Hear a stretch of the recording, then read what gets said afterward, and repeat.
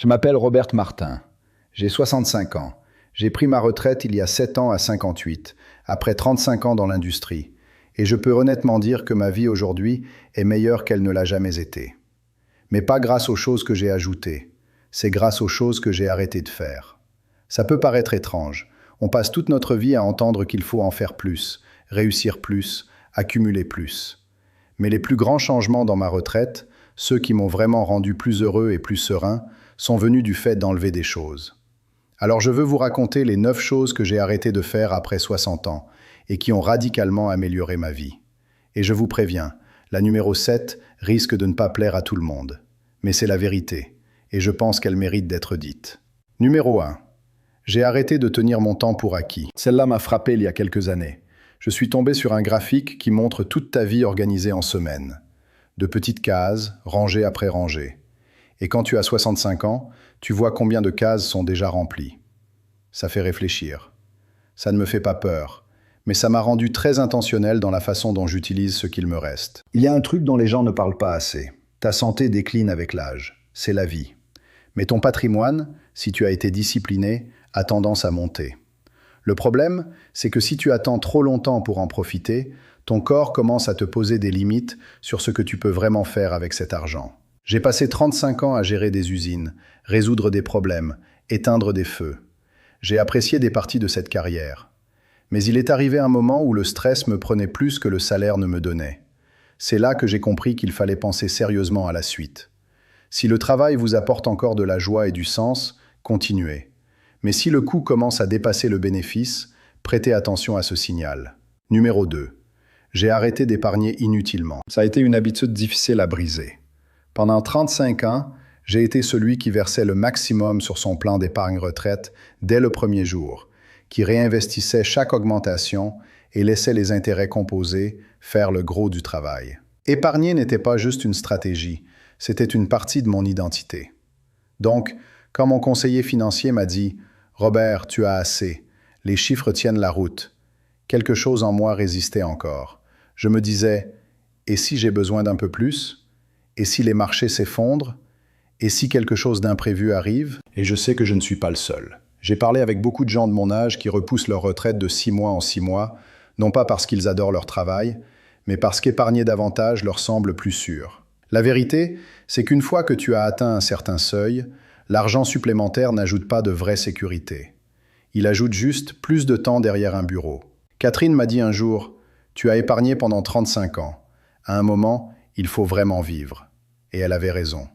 Si vous avez un plan solide, revérifiez les chiffres une dernière fois, et s'ils tiennent, donnez-vous la permission de profiter de ce que vous avez construit.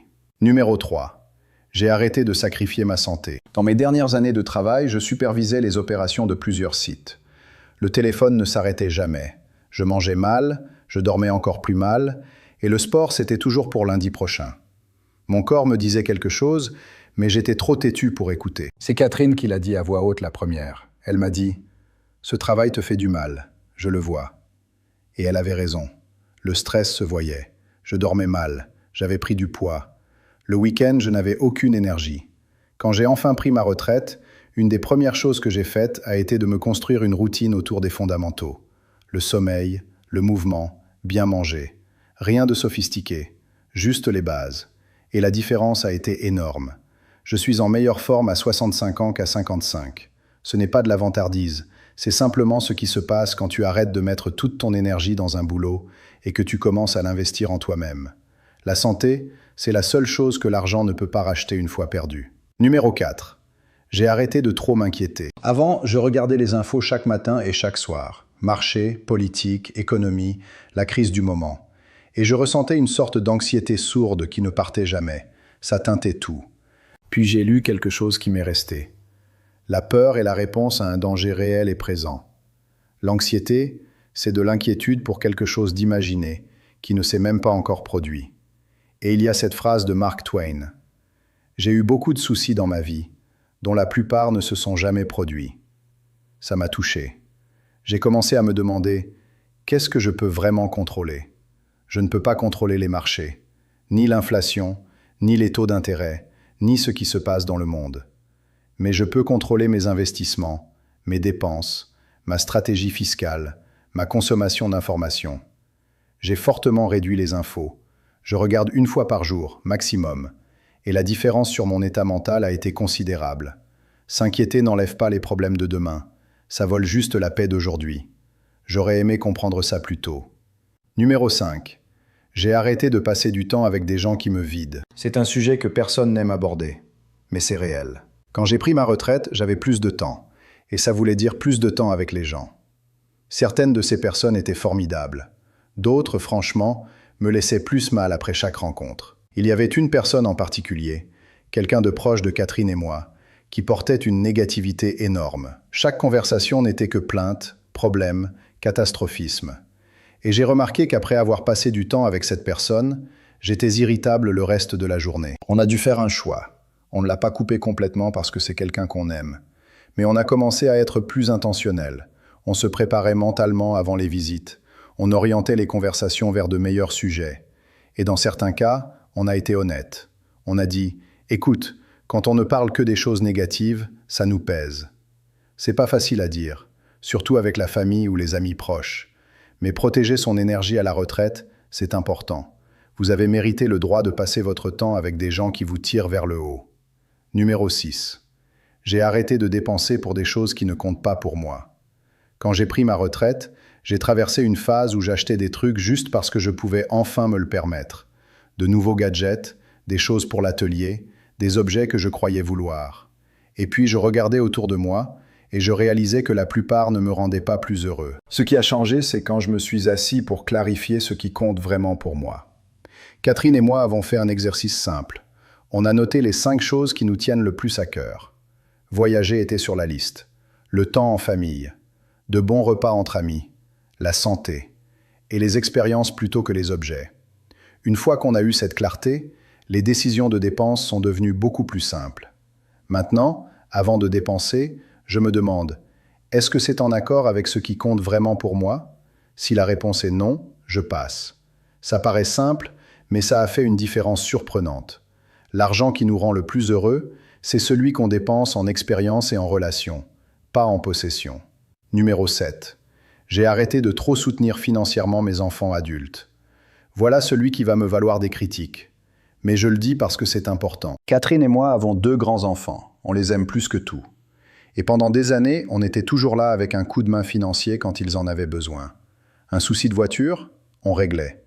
Un apport pour un appartement, on aidait. Et on le faisait parce que c'est ce que font les parents, non? Mais à un moment, j'ai dû prendre du recul et être honnête avec moi-même. Nos enfants ont du temps. Ils ont des décennies devant eux pour construire leur carrière et leurs finances. Catherine et moi, on n'a plus cette même marge. On est en phase de consommation, pas d'accumulation. Ça ne veut pas dire qu'on n'aide jamais. Mais on a arrêté d'être la première solution à chaque problème financier. Et vous savez ce qui s'est passé? Ils se sont débrouillés. Ils sont devenus plus ingénieux. Ils ont mûri. Au début, c'était dur, surtout pour Catherine. Mais s'assurer que sa propre retraite est solide avant de donner un soutien financier à ses enfants adultes, ce n'est pas de l'égoïsme, c'est de la responsabilité. Ils ont plus de temps et plus d'options que vous ne le croyez. Numéro 8. J'ai arrêté de prétendre être quelqu'un que je ne suis pas. Pendant la majeure partie de ma carrière, j'ai joué un rôle. Le cadre fiable, le type qui avait toujours les réponses, la main sûre. Et beaucoup de ça, c'était vraiment moi, mais pas tout. Je me censurais en permanence. Je disais ce que je pensais que les gens voulaient entendre. Je gardais mes opinions pour moi, pour éviter les frictions. Quand j'ai pris ma retraite, je n'avais plus besoin de faire ça. Et c'était comme retirer un manteau lourd que je ne savais pas porter. J'ai lu quelque chose sur les plus grands regrets des gens en fin de vie. Le numéro 1. J'aurais aimé avoir le courage d'être fidèle à moi-même, au lieu de vivre la vie que les autres attendaient de moi. Cette phrase m'a arrêté net. Aujourd'hui, je dis ce que je pense. Je suis honnête sur ce que j'aime et ce que je n'aime pas. J'ai arrêté d'essayer d'impressionner des gens qui ne comptent pas. Il y a un dicton qui dit à peu près ceci. À 20 ans, tu te soucies énormément de ce que tout le monde pense. À 40, tu commences à t'en soucier moins. Et à 60, tu réalises que personne ne pensait à toi depuis le début. C'est exactement mon expérience. Numéro 9. J'ai arrêté de vivre dans le regret. J'ai fait des erreurs, beaucoup. Des fois où j'ai trop travaillé et raté des moments avec les enfants. des décisions que je prendrais autrement si je pouvais revenir en arrière. Pendant un moment, ces regrets me pesaient. Mais à un certain point, j'ai fait le choix conscient de les lâcher. Quelque chose qui m'a aidé, c'est un graphique qui montre quand les gens ont tendance à se sentir le plus satisfaits dans la vie. Et il s'avère que pour la plupart, la période de 65 à 75 ans environ est en fait le sommet. Le plus de sérénité, le plus de paix intérieure. Ça me dit que les meilleures années ne sont pas derrière moi, elles sont maintenant. Alors j'ai arrêté de regarder en arrière. Je me suis pardonné les choses que j'ai mal faites. Et je me concentre sur le fait de tirer le meilleur du temps qu'il me reste. Parce que si cette période de la vie est vraiment la meilleure, je ne veux pas la gaspiller à ressasser de vieilles erreurs. Voilà les 9 choses. Pas des choses que j'ai commencé à faire, des choses que j'ai arrêté de faire. Et chacune d'entre elles a rendu ma vie meilleure.